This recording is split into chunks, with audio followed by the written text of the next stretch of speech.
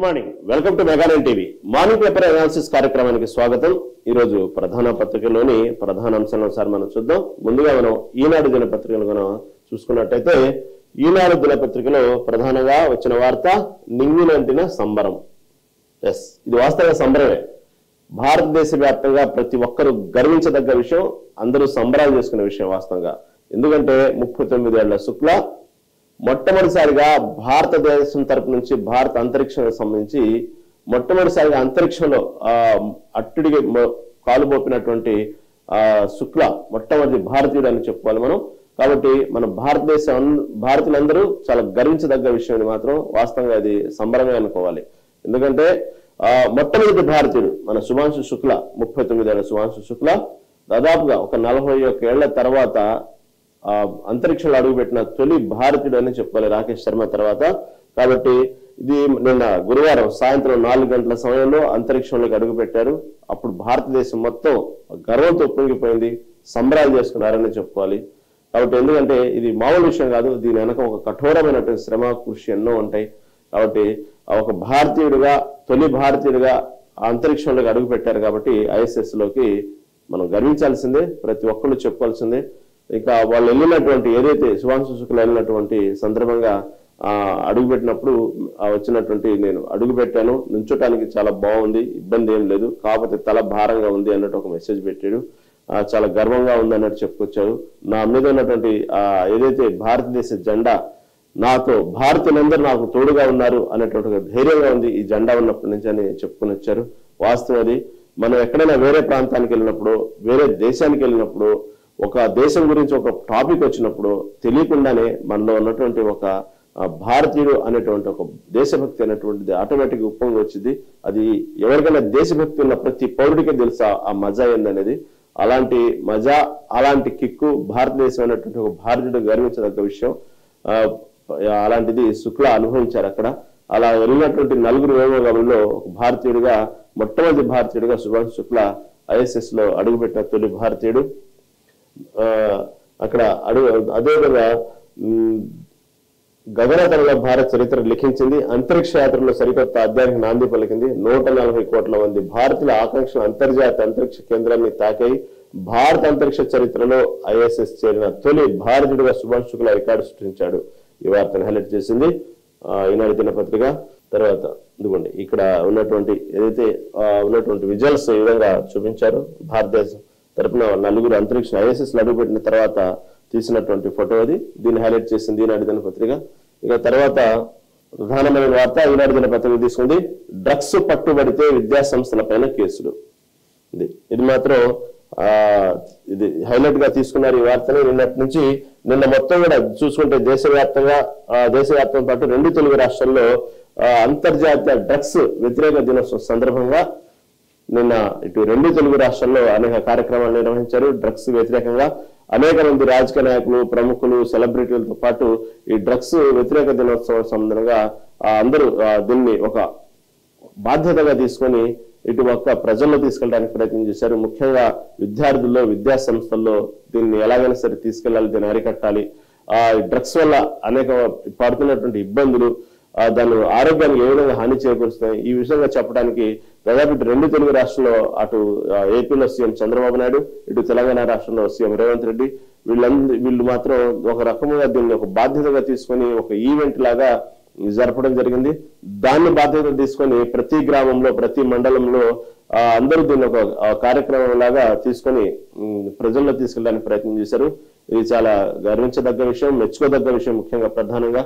ఎందుకంటే ఈ డ్రగ్స్ మహమ్మారి అనేది ఎలాంటిదంటే వాస్తవంగా అది డ్రగ్స్ లోనే ఉంది. అది ఒక రకమైనటువంటి మత్తది. ఫస్ట్ మాత్రం మెల్లిగా అలవాటు చేస్తారు దానికి. ఈ విధంగా అలవాటైన తర్వాత దాని నుంచి బయటకు రావటం అనేది చాలా కష్టం. అలా ఎంతో మంది జీవితాలు సర్వనాశనం చేసుకున్నారు. ఇప్పటికైనా కొన్ని కౌన్సిలింగ్ సంస్థలు ఆ డ్రగ్స్ పట్ల కొంత అవగాహన, ఏ విధంగా అయితే డ్రగ్స్ ఈజీగా దొరుకుతుందో దానికి తగ్గట్టే డ్రగ్స్ మీద అవగాహన చేసేటువంటి కౌన్సిలింగ్ కేంద్రాలు కానివ్వండి, తర్వాత డ్రగ్స్ గురించి బయటపడడానికి అనేక మార్గాలు ఇప్పుడు ఉన్నాయి. కానీ ఒకప్పుడు డ్రగ్స్ మాత్రమే తీసుకుని తర్వాత జీవితాలు సర్వనాశనం చేసిన వాళ్ళు ఇంత రిలీజ్ లేదు అప్పట్లో. అలా ఎంతో మంది సెలబ్రిటీలు, ఎంతో మంది అమాయకులు, యువకులు, విద్యార్థులు ఎంతో మంది జీవితాలు నాశనం చేసుకుని వాళ్ళ వాళ్ళ వాళ్ళు ఎంతో ఆశలతో పెంచినటువంటి తల్లిదండ్రులకి కన్నీరు మిగిల్చినటువంటి పిల్లలు ఉన్నారు. దానికి సంబంధించినటువంటి ఎంతో మంది అమాయకులు ఉన్నారు. ఈ విధంగా ఒకప్పుడు చాలా జరిగేది. ఇప్పుడు పోను డ్రగ్స్ కల్చర్ అనేది చాలా ఎక్కువైపోయింది. డ్రగ్స్ కల్చర్ అనేది ఇప్పుడు డ్రగ్స్ సంబంధించి మొట్టమొదటిసారిగా తెలంగాణ రాష్ట్రంలో సీఎం రేవంత్ రెడ్డి అధికారంలోకి వచ్చిన తర్వాత, కాంగ్రెస్ పార్టీ అధికారంలోకి వచ్చిన తర్వాత, సీఎం రేవంత్ రెడ్డి ముఖ్యమంత్రి అయిన తర్వాత దీని గురించి డ్రగ్స్ గురించి చాలా సీరియస్ గా ఒక యుద్ధ ప్రాతిపదికన తీసుకుని దీనికంటే ఒక స్పెషల్ ఒక విభాగం పెట్టి ఇక్కడ హైదరాబాద్ లో దీనికంటే ఒక పోలీస్ స్టేషన్, దీనికంటే ఒక విభాగం, దీనికంటే ఒక సపరేట్ వింగ్ పెట్టి ఏర్పాటు చేసి ఎక్కడెక్కడ డ్రగ్స్ నిర్మూలనకు సంబంధించినటువంటి అనేకమైనటువంటి కార్యక్రమాలు చేపట్టడంలో వాస్తవంగా అభినందించాల్సిందే సీఎం రేవంత్ రెడ్డిని. ఎందుకంటే అతను అధికారంలోకి వచ్చిన తర్వాత గమనిస్తే కొత్తలో దాదాపుగా హైదరాబాద్ వ్యాప్తంగా ఎక్కడ చూసినా అర్ధరాత్రి 12 దాటినప్పుడు 1 గంట దాటినప్పటికీ కూడా ఎక్కడ చూసినా కూడా వ్యాపార సంస్థలు హాయిగా ఏదో పగలు జరుగుతున్నట్టు జరుగుతూ ఉండేవి. పగల్లాగానే ఉండేది, పగల వాతావరణం ఉండేది. ఎటు చూసినా రద్దీ వాతావరణం. కొన్ని కేంద్రాల్లో అయితే రెస్టారెంట్లు, పబ్బులు, కల్చరు అర్ధరాత్రి 1 గంట వరకు కూడా ఉండేది. అవి చాలా దానివల్ల ఎంతో అంటే కేవలం శాంతి భద్రతల భంగం వాటిల్లటమే కాదు, క్రైమ్ రేట్ కూడా ఎక్కువ ఉండేది హైదరాబాద్ వ్యాప్తంగా. గతంతో పోల్చుకుంటే క్రైమ్ రేట్ కి ఇప్పుడు ఉన్నటువంటి గత సంవత్సరం నుంచి ఉన్న క్రైమ్ రేట్ కి చాలా వ్యత్యాసం కనబడింది. అక్కడే simple example, Hyderabad crime rate gradual గా తగ్గుతూ వచ్చింది క్రైమ్ రేటు. అదేవిధంగా ఎన్నో మంది హైదరాబాద్ అంటేనే ఒక రకంగా మీరు గమనిస్తే కొన్ని ప్రాంతాల్లో ఇటు ఉమ్మడి తెలుగు రాష్ట్రంలో చూస్తే ఒక వీకెండ్స్ వస్తే శని ఆదివారంలో ఎక్కడైనా సరే హైదరాబాద్కి రావాలని ట్రై చేస్తూ ఉంటారు. హైదరాబాద్ రావడానికే ప్లాన్ చేస్తూ ఉంటారు.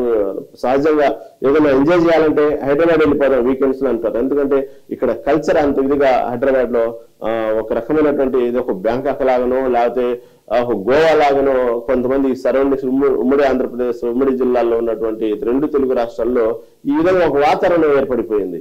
ఎందుకంటే ఇక్కడ అర్ధరాత్రి వరకు 12-1 గంట వరకు కావాల్సినటువంటి రెస్టారెంట్లు ఓపెన్ చేస్తుంటాయి, పబ్బులు ఉంటాయి, కావాల్సినంతగా ఆల్కహాల్ సేవించుకోవచ్చు, డ్రగ్స్ ఈజీగా దొరుకుతాయి ఇక్కడ.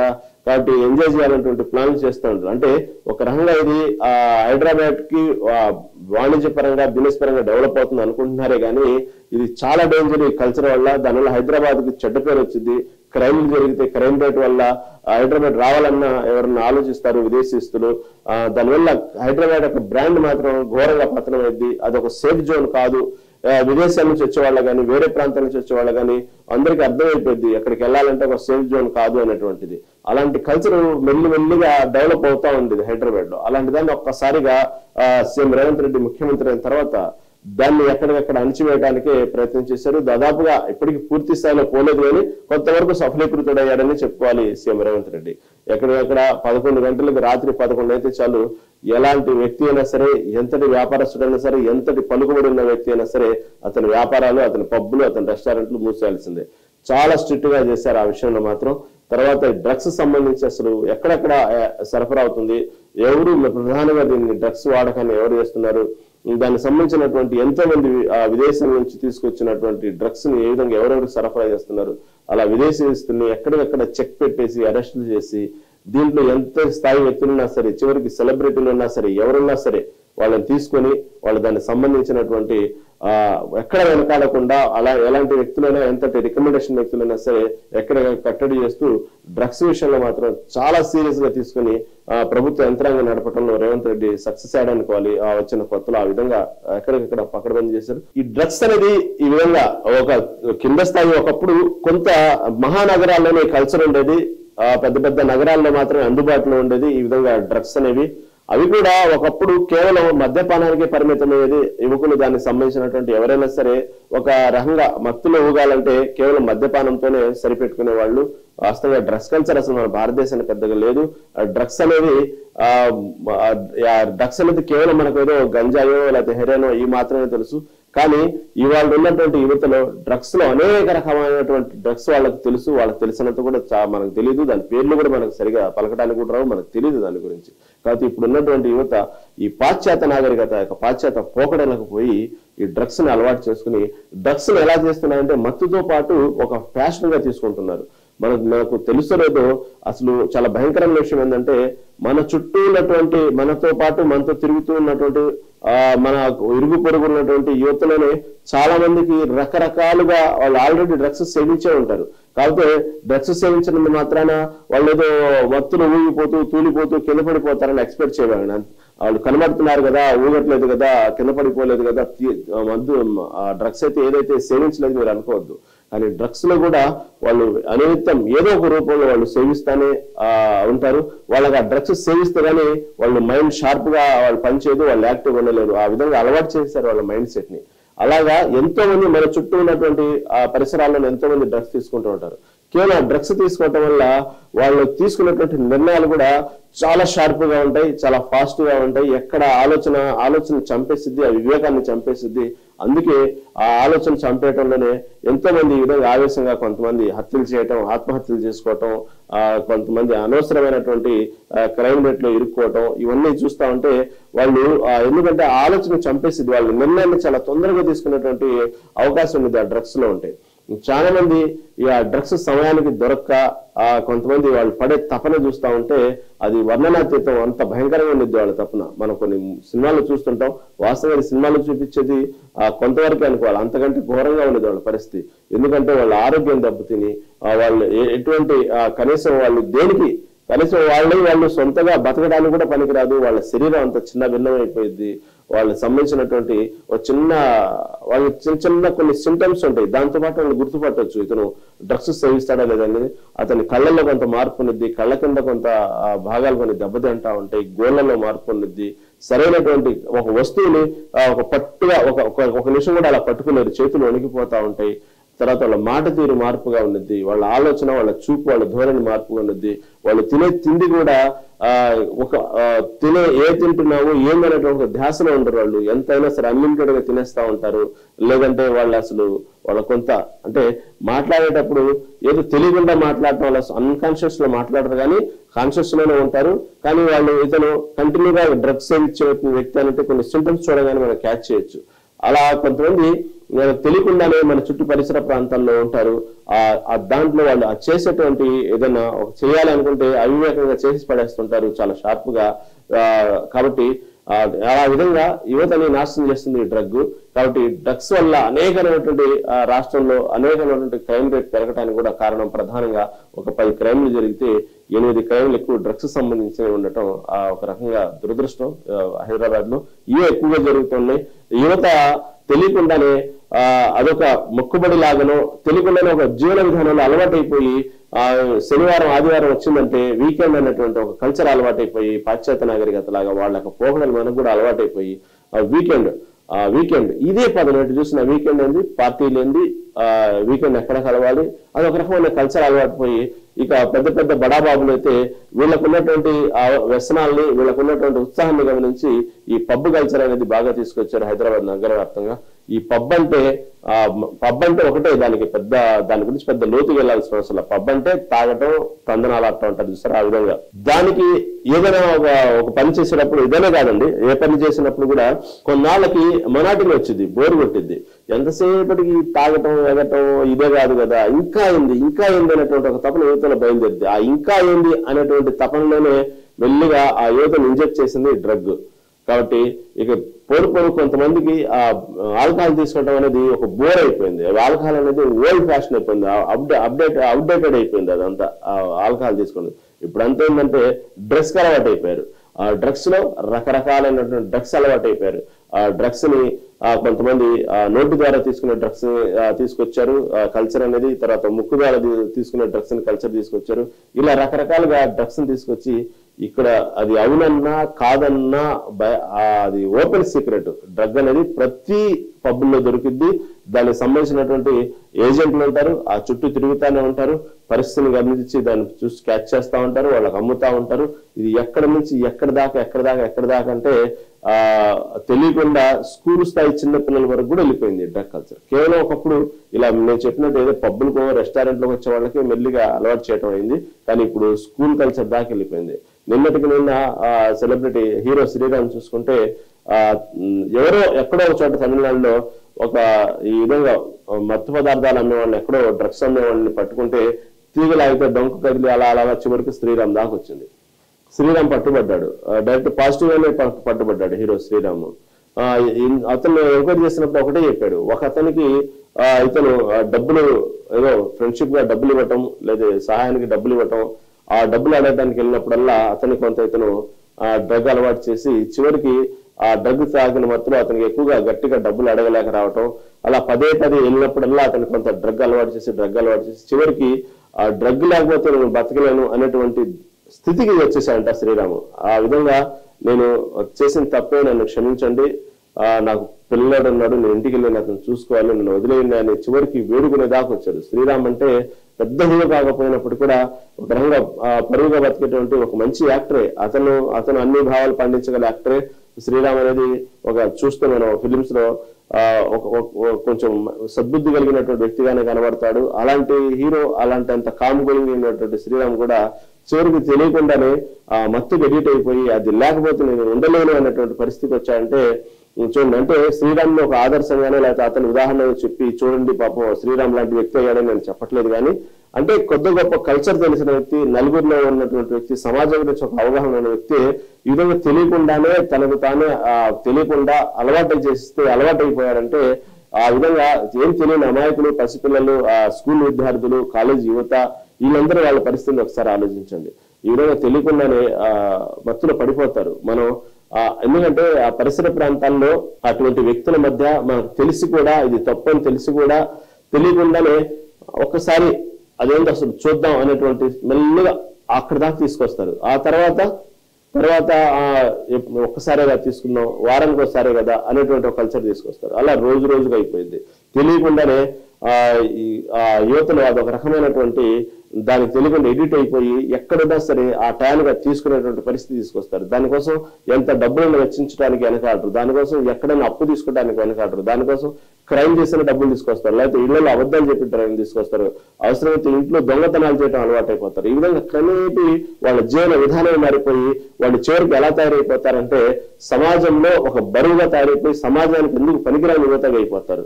ఈ విధంగా స్కూల్ స్థాయి నుంచి కాలేజీ స్థాయి వరకు ఎక్కడ చూసినా ఈ డ్రగ్స్ అనే మహమ్మారి అనేది దొరుకుతా అందరినీ పీడిస్తా ఉంది. ఇవాళ రోజున పిల్లలు ఇప్పటికే ఆండ్రాయిడ్ ఫోన్లకు ఎడిట్ అయిపోయి ఆ ఆండ్రాయిడ్ ఫోన్ల వల్ల అనేకమైనటువంటి మనం ప్రతిరోజు నిత్యం ఘోరాలు చూస్తున్నాం. దానికి తోడు అది సరిపోదన్నట్టు ఈ డ్రగ్స్ కల్చర్ అనేది అందరినీ వేధిస్తున్నటువంటి ప్రశ్న. ఈ విధంగా డ్రగ్స్ కల్చర్ అనేది ఒక సామాన్యుడు అని లేదు, ఒక సెలబ్రిటీ అని లేదు, ఒక విచక్షణ కలిగిన వాడు లేదు, విచక్షణ లేడని లేదు. ఎవరైనా సరే డ్రగ్స్ బారిన పడ్డ తర్వాత అతను టోటల్ గా అతని యొక్క కల్చరు, అతని యొక్క పరిస్థితి టోటల్ గా చిన్న భిన్నమైపోయింది.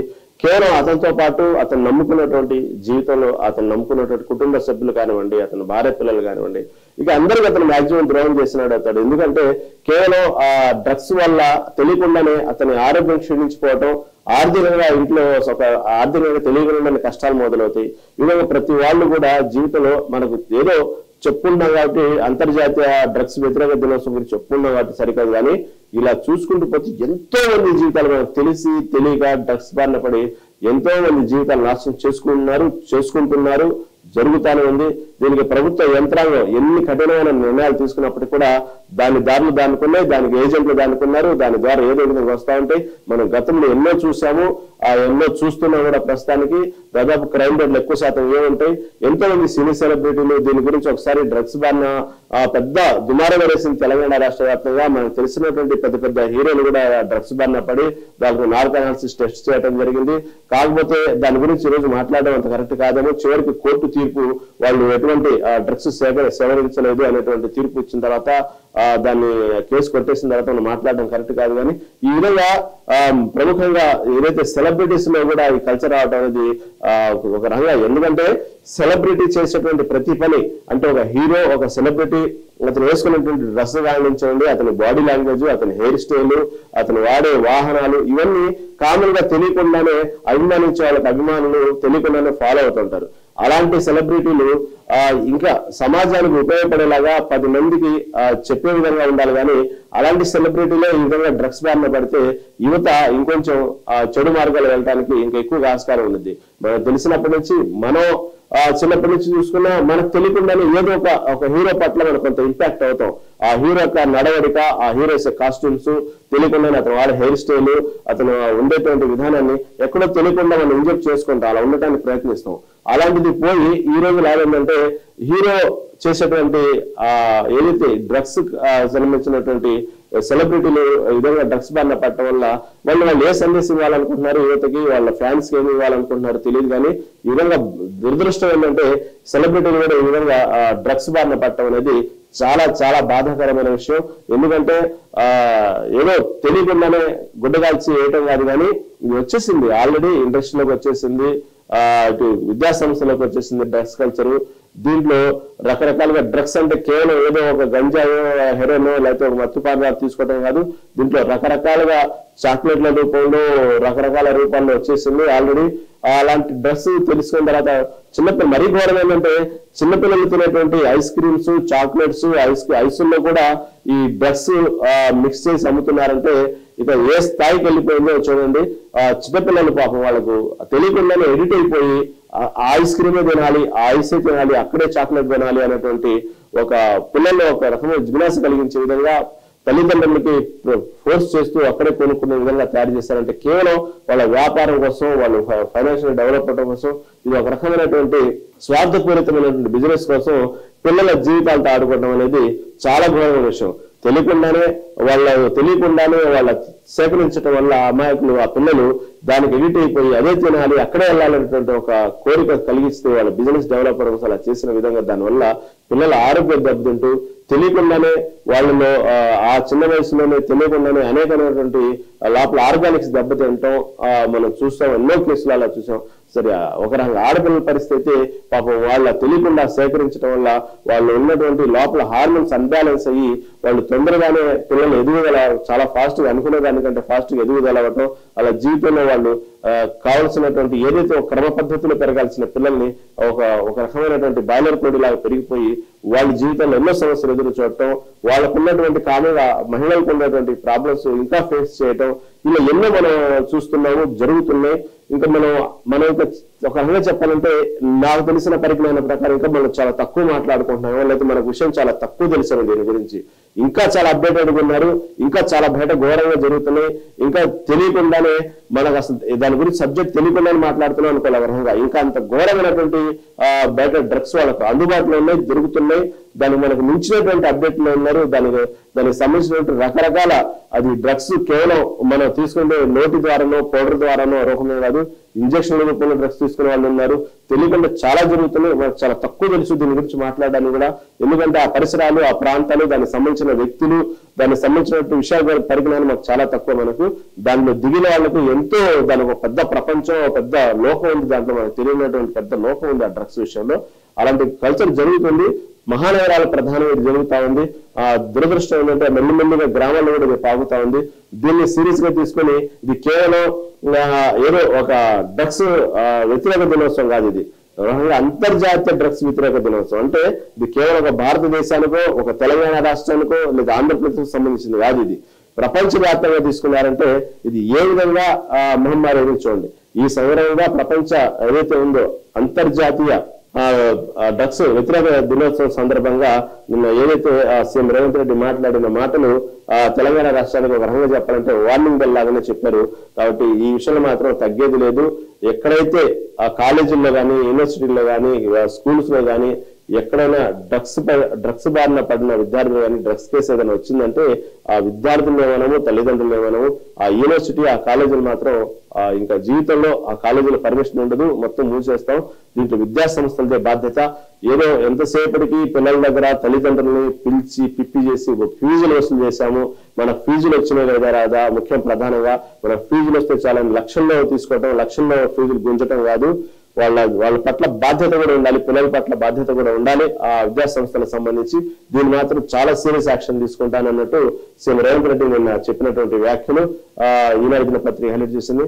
ఎందుకంటే ఎంతసేపటికి పిల్లల దగ్గర లక్షల ఫీజులు వసూలు చేసేటప్పుడు వాళ్ళలో కేవలం అదే లక్ష్యంగా కాకుండా పిల్లలు నడబడిపోయింది, పిల్లలు కాలేజీలో ఎట్లా ఉంటున్నారు, స్కూల్లో ఎట్లా ఉంటున్నారు అనేటువంటి బాధ్యత కూడా యాజమాన్యానికి ఉంది. అది తీసుకోవాలి. కేవలం తల్లిదండ్రులే కాదు, యాజమాన్యం కూడా దీని గురించి బాధ్యత తీసుకోవాలి అనేటువంటి విషయాన్ని. ఎందుకంటే ఒక కాలేజీలోనో ఒక స్కూల్లోనో బాధ్యత తీసుకోవడం పెద్ద పని కాదు. ఒకరు డ్రగ్స్ బారిన పడ్డారంటే కేవలం అతను ఒక్కరితోనే ఊరుకోడు, తన ఉన్నటువంటి చుట్టూ పరిసరాలను కూడా చెడగొడతాడు, తన తోటి స్నేహితులు కూడా చెడగొడతాడు. కాబట్టి ఆ ఇన్ఫర్మేషన్ రావటం యాజమాన్యం పెద్ద పని కాదు. వాస్తవంగా కాలేజీ వాళ్లకు, యూనివర్సిటీ వాళ్లకు ఇన్ఫర్మేషన్ ఉండిద్ది, దాని గురించి సంబంధించిన తెలుసు. అయినప్పుడు కూడా మనకెందుకులే, ఎందుకంటే దాదాపుగా ఇటువంటి ఎక్కువగా అలవాటు ఎక్కువ ఎవరంటే కొంచెం ఆర్థికంగా స్థిరపడ్డటువంటి కుటుంబాలు ఎక్కువగా దీంట్లో 10 మందిలో 9 మంది వాళ్ళే ఉంటారు. ఎందుకంటే వాళ్ళు చెడ్డోళ్ళు అంటలేదు, లేదంటే దిగువ స్థాయి పిల్లలు మంచోళ్ళు అని అంటలేదు. అందుబాటులో అంటే అది కొనుక్కోవడానికి ఆర్థికంగా అందుబాటులో దానికి సంబంధించినటువంటి వ్యక్తుల యొక్క కమ్యూనికేషన్ ఎక్కువ వాళ్ళకే ఉండిద్ది అనమాట. కాబట్టి వాళ్ళ స్థాయి, ఆ స్థాయి పిల్లల్ని మనకెందుకు, వాళ్ళతో మనకెందుకు, వాళ్ళని అడిగితే మనకెందుకు, కదిలిస్తే మనకెందుకు. ఎందుకంటే వాళ్ళు కూడా ఆ మత్తులో రివర్స్ లో అతను టీచరా, అతను లెక్చరరా అనేటువంటి విచక్షణ జ్ఞానం కూడా కోల్పోయి వాళ్ళు చాలా రివర్స్ లో మాట్లాడుతుంటారు. మనకెందుకు వాళ్ళు లేని పని గొడవ, బయటకు వెళ్తే తర్వాత కాలేజీలో ఉన్నంతసేపు మనం లెక్చర్ అర్థం లేదు సార్, బయటకు వెళ్ళిన తర్వాత మనం చేస్తారేమో అనేటువంటి కొంత భయం కూడా కావచ్చు. లేకపోతే వాళ్ళకున్న తల్లిదండ్రులు ఉన్నటువంటి ట్రాక్ ని బట్టి మనకెందుకు వీళ్ళతో గొడవ అనేటువంటి ఒక విధానమైన కావచ్చు. తెలియకుండానే కాలేజీ యాజమాన్య విషయం తెలిసినప్పటికీ కూడా కంపల్సరీగా వాళ్ళు చేసే ప్రతి యాక్టివిటీ వాళ్ళకి తెలియకుండా ఉండదు. లేదు, తెలియట్లేదు, ప్రస్తుతానికి తెలియాలనుకుంటే పెద్ద విషయం కాదు. ఎందుకంటే తోటి స్నేహితుల ద్వారానో లేకపోతే కాలేజీలోనే ఒక రకమైనటువంటి ఏదైతే నార్కోనాసిస్ టెస్ట్ లాగా ఒక రకమైనటువంటి కాలేజీలో ప్రతి విద్యార్థి టెస్ట్ లాంటిదో అలాంటి పెట్టి బ్లడ్ శాంపిల్స్ తీసుకొని దానికి సరైన కౌన్సిలింగ్ ఇవ్వడం పెద్ద పని కాదు ఆ విద్యా సంస్థల యాజమాన్యానికి కూడా. కాబట్టి వాళ్ళు ఇక నుంచి ఎవరైనా సరే విద్యార్థులు డ్రగ్స్ బారిన పడ్డారంటే తల్లిదండ్రులు కాదు, ముందు యాజమాన్యానికి సంబంధించిన కాలేజీ యాజమాన్యాన్ని మేము క్వశ్చన్ చేస్తాము, అవసరమైతే కాలేజీని సీజ్ చేస్తాం అనేటువంటి విషయాన్ని రేవంత్ రెడ్డి చాలా ఘాటుగానే చెప్పారు. అదే విషయంగా తల్లిదండ్రులు కూడా చాలా జాగ్రత్తగా పిల్లల యొక్క జీవన విధానం మీద కొంచెం ఒక కన్నేసి ఉంచండి. వాళ్ళు లేచిన కానీ ఎవరెవరితో మాట్లాడుతున్నారు, వాళ్ళ స్నేహత్వం ఎలా ఉంది, ఎవరితో స్నేహం చేస్తున్నారు అనే విషయంలో మాత్రం చాలా అబ్జర్వ్ చేస్తా ఉండండి. పిల్లల విషయంలో ఎంతసేపటికి పిల్లలు హర్ట్ అవుతారు, పిల్లలు ఎక్కడ చిన్నబుచ్చుకుంటారో అని ప్రేమగా చూసుకోవటం వల్ల తెలియకుండా రేపటి రోజున మన చేతులారా మన పిల్లల్ని మనం నాశనం చేసి మన చేతికి అందకుండా పోయి లేకపోతే మన ముందే వాళ్ళు అప్పుడే కాలం చెల్లిస్తున్నటువంటి పరిస్థితికి మనమే కారణం అవ్వకూడదు తల్లిదండ్రులుగా. కాబట్టి తల్లిదండ్రులు కూడా బాధ్యత ఉండాలన్నట్టు చెప్పడం జరిగింది రేవంత్ రెడ్డి. అదేవిధంగా ఏదైతే కాలేజీలు స్కూళ్ళు చుట్టూ ఉన్నటువంటి ఏదైతే కొన్ని తినుబండారాలకు సంబంధించినటువంటి షాపులు కానివ్వండి, అక్కడ ఉన్నటువంటి చిన్న ఫాస్ట్ ఫుడ్ సెంటర్స్ లో కానివ్వండి, ఈ విధంగా చాక్లెట్ల రూపంలో ఇస్తున్నట్టు వార్తలు వస్తా ఉన్నాయి. కాబట్టి కాలేజీలో చుట్టూ ఉన్నటువంటి ఏదైతే ఉన్నాయో ఆ ఫుడ్ సెంటర్స్ మొత్తాన్ని కూడా ఒకసారి దాని గురించి ఒక స్పెషల్ గా పరీక్షించాలి, దాని గురించి ఒక కమిటీ వేయాలన్నట్టు విషయాన్ని తెలియజేశారు. అక్కడ మాత్రం దాంట్లో కాంప్రమైజ్ అవ్వకూడదు.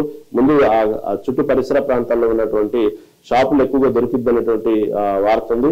దాని గురించి చాలా కఠినమైన నిర్ణయాలు తీసుకుంటారన్న విషయాన్ని రేవంత్ రెడ్డి చెప్పారు. దీనికి ముఖ్య అతిథులుగా విజయ్ దేవరకొండ, రామ్ చరణ్ ఇద్దరు హాజరవడం జరిగింది.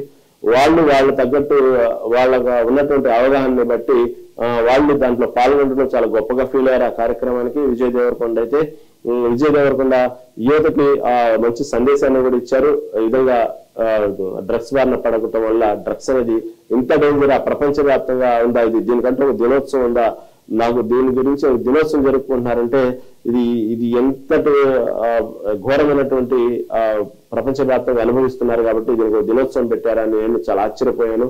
దాని గురించి నేను తెలుసుకున్నాను, పోలీస్ ఆఫీసర్ని అడిగాను అసలు ఏం ఇది అనేది. అంటే నేను ఎంతసేపటికి నా సినిమాలు, నేను ఆర్థికంగా ఎదిగానా లేదా, నా కుటుంబం, నా తల్లిదండ్రులు, ఇదే నేను ఒక రకమైన ఒక జోన్ లో బతుకుతా ఉంటాను బావిలో కప్పలాగా. బయట ప్రపంచాలు రాజకీయాల గురించి నాకు పెద్దగా అవగాహన ఉండదు, నేను పెద్దగా తెలుసుకోవడానికి ప్రయత్నించను. కాకపోతే ఎప్పుడైతే నన్ను ఇలా చీఫ్ గెస్ట్ గా పిలిచారో నేను అప్పుడు దీని గురించి పోలీస్ ఆఫీసర్స్ ని అడగడం జరిగింది, కొంతమంది తెలిసిన వాళ్ళని. కాబట్టి ఇంతటి సమాజానికి ఒక చీడ పురుగులాగా, ఒక చెదలాగా విధంగా డ్రగ్స్ అనేది మెల్లిమెల్లిగా పాకిపోవడం అనేది చాలా దురదృష్టకరం. అసలు కమ్మగా మనకు అసలు ఉపయోగపడినటువంటి సబ్జెక్ట్ ఎందుకు వెళ్తున్నారు యువత? మనకు కావాల్సింది ముఖ్యంగా ప్రధానంగా మన ఆరోగ్యంగా ఉండాలి, మన తల్లిదండ్రుల్ని సంతోష పెట్టాలి, మనం ఆర్థికంగా ఎదగాలి. ఈ మూడింటికి సంబంధించింది కాదు కాబట్టి డ్రగ్స్ అది దాని గురించి ఆలోచించవాలండి, టైం వేస్ట్ అనేటువంటి విషయాన్ని ఒక తనకు తెలిసినటువంటి భాషలో, తనకు తెలిసినటువంటి కామన్ లాంగ్వేజ్ లో ఎప్పుడు విజయ్ దేవరకొండ మాట్లాడేటువంటి మాటల్లో విద్యార్థులకు అర్థమయ్యేలాగా చెప్పారు. చాలా మంది హర్షించారు ఆ విషయాన్ని. ఎందుకంటే ఉపయోగమైన విషయం కోసం టైము డబ్బు అంతా వెచ్చించడం అనేది వేస్ట్. మనకు ఉపయోగకరమైనది ఏంటి? ఆరోగ్యం మీద ఎఫెక్ట్ పెట్టండి. నెక్స్ట్ మన కన్న తల్లిదండ్రులు మన మీద ఎన్నో ఆశలు పెట్టుకుంటారు, వాళ్ళ కళ్ళలో మన ఆనందం చూడాలి, దానికోసం టైం వెచ్చించండి, కష్టపడండి. తర్వాత డబ్బులు ఉంటేనే జీవితం, డబ్బులు ఉంటేనే మనం ఏదైనా మనం లీడ్ చేయగలం. ఎందుకంటే డబ్బులు లేని జీవితం, డబ్బులు ఉన్న జీవితం నేను రెండూ అనుభవించాను కాబట్టి చెప్తున్నాం. ప్రధానంగా డబ్బు చాలా అవసరం మనిషికి. కాబట్టి దాన్ని ఎలా సంపాదించాలి, డబ్బు సంపాదించాలంటే మనం ఎలా ఉద్యోగం చేయాలి, ఎలా ఆర్థికంగా ఎదగాలి, ఇంకా ఎలా బిజినెస్ చేయాలి, ఈ విధంగా ఆలోచించండి. దీన్ని బట్టి అసలు డ్రగ్స్ వల్ల ఎటువంటి ఉపయోగం లేదు. అలాంటి ఉపయోగం లేని విషయం కోసం ఇంత డబ్బు వెచ్చించి టైం వెచ్చించి జీవితాన్ని నాశనం చేసుకోవడం అనేది కరెక్ట్ కాదనేటువంటి విషయాన్ని యువతకు సందేశం ఇవ్వడం జరిగింది. అదేవిధంగా రామ్ చరణ్ కూడా యువతకు సందేశం ఇవ్వడం జరిగింది. రామ్ చరణ్ యువతకు ఎటువంటి సందేశం ఇచ్చారా? ఇది ఈ రోజు ప్రధానంగా డ్రగ్స్ గురించి మనం చెప్పిన విషయాల్లో చివరిగా రామ్ చరణ్ నిన్న పాల్గొని ఇదే విధంగా డ్రగ్స్ వ్యతిరేక దినోత్సవంలో పాల్గొని సీఎం రేవంత్ రెడ్డి ముఖ్య అతిథిగా పిలిచినటువంటి అతిథుల్లో దేవరకొండతో పాటు రామ్ చరణ్ కూడా రావడం జరిగింది. రామ్ చరణ్ ఈ విషయంలో మాట్లాడుతూ ఏదైనప్పుడు కూడా తెలంగాణ రాష్ట్రం ఇలాంటి ఒక ఈవెంట్ జరపడం అనేది చాలా గర్వకారణం. ఇలాంటి అవేర్నెస్ ప్రోగ్రామ్ లో నేను పాల్గొనడం కూడా చాలా గర్వకారణం. నేను కూడా ఒక విద్యార్థి స్థాయిలో ఉన్నప్పుడు కూడా నేను ఇలాంటి అనేక అవేర్నెస్ కార్యక్రమాల్లో పాల్గొనేవాడిని. కాకపోతే ఈ డ్రగ్స్ అవేర్నెస్ కార్యక్రమంలో తెలంగాణ రాష్ట్రం నన్ను ఒక ముఖ్య అతిథిగా పిలవడం అనేది నాకు చాలా గర్వకారణంగా ఉంది. వాస్తవంగా ఇది చాలా పాల్గొనాల్సినటువంటి సందర్భం.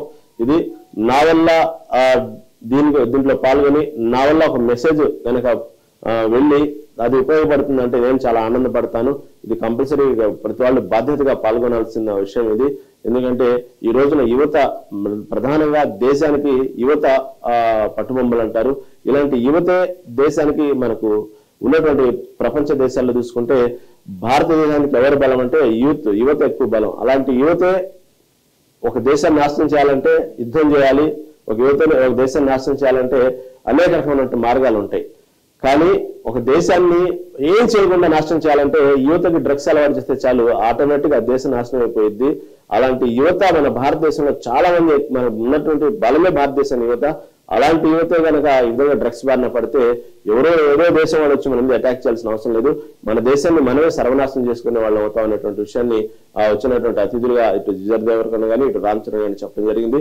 అదేవిధంగా రేవంత్ రెడ్డి కూడా ఎంతసేపటికి తల్లిదండ్రులు ఉద్యోగాల్లో తలామునకలు అవ్వటం కాదు, లక్షలు వెచ్చించి కాలేజీలు చేర్పించామా అని ఉద్యోగం తలామునకలైపోయి మా అబ్బాయి ఫలానా యూనివర్సిటీలో చదువుతున్నాడు, మా అబ్బాయి ఫలానా స్కూల్లో చదువుతున్నాడు, మా అబ్బాయికి అన్ని లక్షల ఫీజు అని గర్వంగా చెప్పుకోవడం కాదు. పిల్లలు నడవడికి వెళ్ళి పిల్లలు స్కూల్కి వెళ్ళి ఏం చేస్తున్నారు, ఇంటికి వచ్చిన తర్వాత వాళ్ళ యాక్టివిటీ ఎట్టా ఉన్నది, వాళ్ళు ఏం చేస్తున్నారు అనేటువంటి బాధ్యత కూడా తల్లిదండ్రులకు ఉంది. ఒక పక్క కనిపెట్టాలి. వీళ్ళు వాళ్ళ స్నేహాలు ఏంది, ఎవరితో స్నేహం చేస్తున్నారు, వీళ్ళు వాళ్ళ పద్ధతులు ఏమైనా ఉన్నాయి. ఇవాళ ఎలా అయిపోయిందంటే ప్రతి వాళ్ళు కూడా అదొక ప్యాషన్ గా పిల్లల కంటే ఒక సపరేట్ వాళ్ళకు బెడ్రూము, పిల్లల కంటే ఒక సపరేట్ టీవీ, సపరేట్ ఫోను, అదొక గొప్పగా కల్చర్ గా చెప్పుకోవడానికి, నలుగురిలో చెప్పుకోవడానికి పిల్లల్ని అలవాటు చేశారు.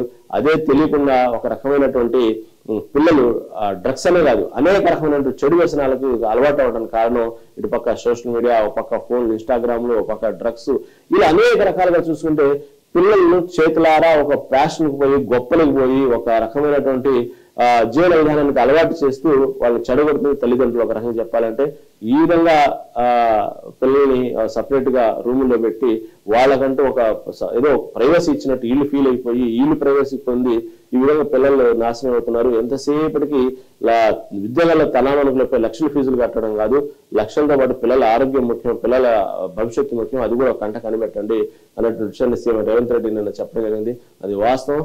ఒకప్పుడు ఉమ్మడి కుటుంబాలు ఉండేవి. ఉమ్మడి కుటుంబాల్లో ఎక్కడికక్కడ ఆ ఉన్నటువంటి ఇంట్లో ఒక రకమైనటువంటి మొత్తం ఉమ్మడి కుటుంబం అంతా ఒక చోట చేరుతారు కాబట్టి, ఒక చోట ఉంటారు కాబట్టి ప్రతినిత్యం పిల్లల మీద ఒక కన్నేసి ఉంచేవాళ్ళు. అంటే వాళ్ళు ఆ వయసు నుంచి వచ్చిన వాళ్ళు కాబట్టి ఆ వయసులో ఎలా ఉంటారు, వాళ్ళ యాటిట్యూడ్ ఎలా ఉన్నది, వాళ్ళు చేసేటువంటి యాక్టివిటీస్ ఎలా ఉంటాయి అని ఒక పక్క కంట కనిపెడతా ఉండేవాళ్ళు ఉమ్మడి కుటుంబంలో. ఆ ఉమ్మడి కుటుంబంలో పిల్లలు కూడా ఎక్కడో కొంత విలువలు, పెద్దలంటే గౌరవం, భయంతో ఉండేవాళ్ళు. కాబట్టి అటువంటి వాతావరణంలో తప్పు చేయాలన్నా, అటువంటి వాతావరణం ఇలాంటి వాటికి పాల్పడాలన్నా ముందు అసలు అటువంటి సోర్స్ ఉండదు, అటువంటి మార్గాలు ఉండవు. కాబట్టి ఆటోమేటిక్ గా దానికి చెప్పాల్సిన అవసరం లేకుండా దూరం ఉండేవాళ్ళు. కానీ ఇవాళ అసలు ఉమ్మడి కుటుంబాలు అనేవి లేకపోవటం, ఎంతసేపటికి ఉద్యోగరీత్యానో లేకపోతే ఇప్పుడు ఉన్నటువంటి విలువలకు, ఇప్పుడు ఉన్నటువంటి మనుషుల మైండ్ సెట్కు, తల్లిదండ్రులకు, అత్తమామలు దూరంగా ఉండటమే గొప్పగా ఫీల్ అయిపోయి ఎవరికి వాళ్ళు ప్రైవసీగా బతుకుతూ, ఆ ఉద్యోగం కోసం వేరే చోట బతుకుతూ ఈ ఉమ్మడి కుటుంబాలు బాంధవ్యాలను దూరం అయిపోవటం వల్ల కూడా కొంతవరకు ఆ పిల్లలు ప్రైవసీ ఎక్కువైపోయి ఇలాంటి డ్రగ్స్ బారిన పడుతున్నారు, ఇలాంటి అలవాటు అవుతున్నారు. కాబట్టి డ్రగ్స్ అనేది ఒక రూపంలో కాదు, అనేక కారణాల వల్ల బయటికి వెళ్ళిన కాడి నుంచి ఒక విద్యార్థి, ఒక యువకుడు బయటికి వెళ్ళిన కాడి నుంచి అనేక రకమైనటువంటి అవకాశాలు, అనేక రకమైనటువంటి మార్గాలు ఉన్నాయి చెడిపోవటానికి. బాగుపడటానికి ఎన్ని మార్గాలు ఉన్నాయో అంతకు మించి చెడిపోవడానికి ఎన్ని మార్గాలు ఉన్నాయి ఇటువంటి మహానగరాల్లో. కాబట్టి పిల్లలు ఎక్కువగా బయటికి వెళ్ళిన తర్వాత మళ్ళీ తిరిగి వచ్చే వరకు ప్రతిరోజు పిల్లలు మాత్రం తల్లిదండ్రులు కనిపెట్టుకుని ఉండాల్సిందే. దాంతోపాటు చదివేటువంటి ఎంతసేపు లక్షల ఫీజులు వసూలు చేశామా, మా ఫీజులు మాకు వచ్చినాయి లేదా అని కేవలం చదువులు చెప్పామా లేదా, ఇంతటితోనే మా బాధ్యత అయిపోదు. ఉపాధ్యాయులు కూడా, దానికి సంబంధించిన లెక్చరర్స్ కూడా, అందరూ కూడా, విద్యాసంస్థల యాజమాన్యాలు కూడా పిల్లల విషయంలో వాళ్ళది బాధ్యత తీసుకోవాల్సిందే.